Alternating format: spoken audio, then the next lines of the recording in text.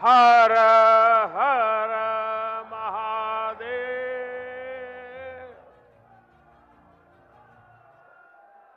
नमः पार्वती पतये हर हर महादेव। उत्तर प्रदेश के ऊर्जावान मुख्यमंत्री योगी आदित्यनाथ जी, केंद्रीय मंत्रिमंडल में मेरे साथी और विकसित भारत की मजबूत नींव रखने के लिए जो टेक्नोलॉजी के क्षेत्र में आज बहुत उत्तम कार्य हो रहा है, उसका नेतृत्व संभालने वाले भाई अश्विनी वैष्णव जी, टेक्नोलॉजी के जरिए हमारे साथ इस कार्यक्रम में जुड़े एर्नाकुलम से केरला के राज्यपाल श्री राजेंद्र अर्लेकर जी, केंद्र में मेरे साथी सुरेश गोपी जी, जॉर्ज कुरियन जी, केरला के इस कार्यक्रम में उपस्थित अन्य सभी मंत्री, जनप्रतिनिधिगण, फिरोजपुर से जुड़े केंद्र में मेरे साथी, पंजाब के नेता रवनीत सिंह बिट्टू जी, वहां उपस्थित सभी जनप्रतिनिधि, लखनऊ से जुड़े यूपी के डिप्टी सीएम ब्रजेश पाठक जी, अन्य महानुभाव और यहां उपस्थित काशी के मेरे परिवारजन,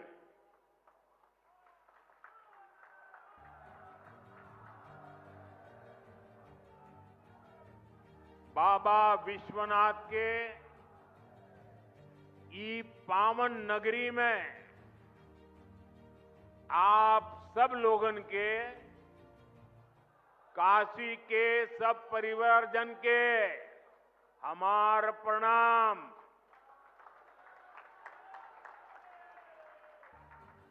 हम देखनी देव दीपावली पर कितना अद्भुत आयोजन भइल। अब आज का दिन भी बड़ा शुभ है। हम ई विकास पर्व के आप सब लोग के शुभकामना देत है। साथियों, दुनिया भर के विकसित देशों में आर्थिक विकास का बहुत बड़ा कारण वहां का इंफ्रास्ट्रक्चर रहा है। जिन भी देशों में बड़ी प्रगति, बड़ा विकास हुआ है, उनके आगे बढ़ने के पीछे बहुत बड़ी शक्ति वहां के इंफ्रास्ट्रक्चर डेवलपमेंट की है। अब मान लीजिए कोई इलाका है, लंबे समय से वहां रेल नहीं जा रही है, रेल की पटरी नहीं है, ट्रेन नहीं आती है, स्टेशन नहीं है, लेकिन जैसे ही वहां पटरी लग जाएगी, स्टेशन बन जाएगा, उस नगर का अपने आप विकास शुरू हो जाता है। किसी गांव के अंदर सालों से रोड ही नहीं है, कोई रास्ता ही नहीं, कच्चे मिट्टी के रास्ते पर लोग जाते आते रहते हैं, लेकिन जैसे ही एक छोटा सा रोड बन जाता है, किसानों की आवाजाही, किसानों का माल वहां से बाजार में जाना शुरू हो जाता है। मतलब इंफ्रास्ट्रक्चर यानी बड़े बड़े ब्रिज, बड़े बड़े हाईवे, इतना ही नहीं होता है। कहीं पर भी जब ऐसी व्यवस्थाएं विकसित होती है तो उस क्षेत्र का विकास शुरू हो जाता है। जैसा हमारा गांव का अनुभव है, जैसा हमारे कस्बे का अनुभव है, जैसा हमारे छोटे नगर का अनुभव है, वैसा ही पूरे देश का भी होता है। कितने एयरपोर्ट बने, कितनी वंदे भारत ट्रेनें चल रही हैं, दुनिया के कितने देशों से हवाई जहाज आते हैं, ये सारी बातें विकास के साथ जुड़ चुकी है और आज भारत भी बहुत तेज गति से इसी रास्ते पर चल रहा है। इसी कड़ी में आज देश के अलग अलग हिस्सों में नई वंदे भारत ट्रेनों की शुरुआत हो रही है। काशी से खजुराहो वंदे भारत के अलावा फिरोजपुर दिल्ली वंदे भारत, लखनऊ सहारनपुर वंदे भारत और एर्नाकुलम बेंगलुरु वंदे भारत, इसको भी हरी झंडी दिखाई गई है। इन 4 नई ट्रेनों के साथ ही अब देश में 160 से ज्यादा नई वंदे भारत ट्रेनों का संचालन होने लगा है। मैं काशी वासियों को, सभी देशवासियों को इन ट्रेनों की बहुत बहुत बधाई देता हूं। साथियों, आज वंदे भारत, नमो भारत और अमृत भारत जैसी ट्रेनें भारतीय रेलवे की अगली पीढ़ी की नींव तैयार कर रही है।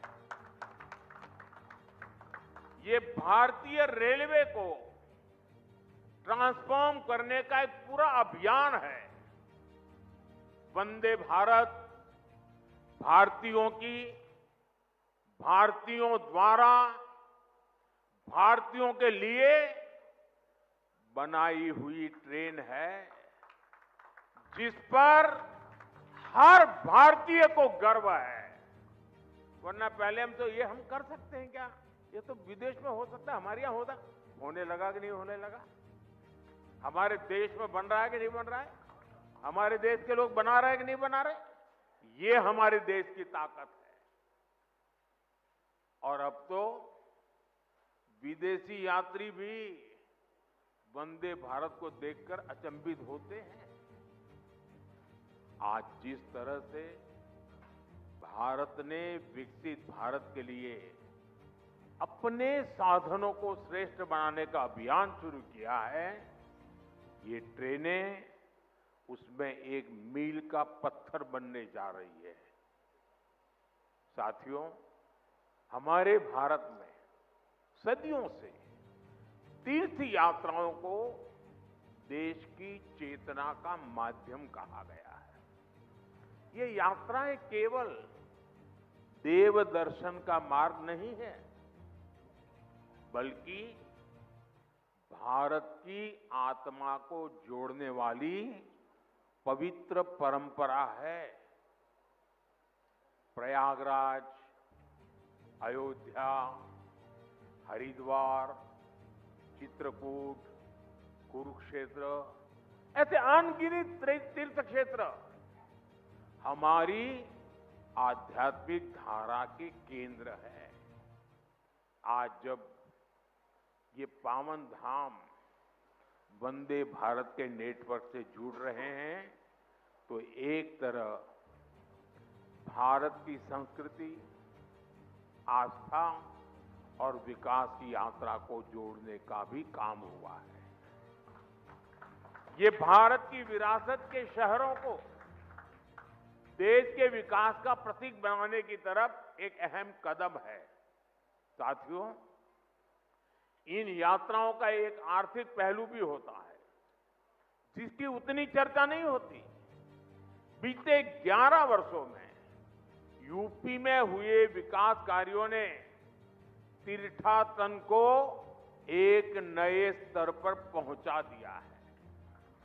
पिछले साल बाबा विश्वनाथ के दर्शन के लिए 11 करोड़ श्रद्धालु काशी आए थे।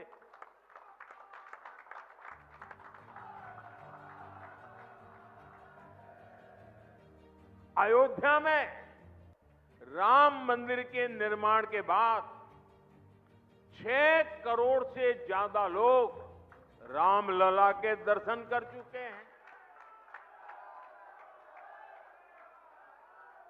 यूपी की अर्थव्यवस्था को इन श्रद्धालुओं ने हजारों करोड़ रुपए का लाभ पहुंचाया है।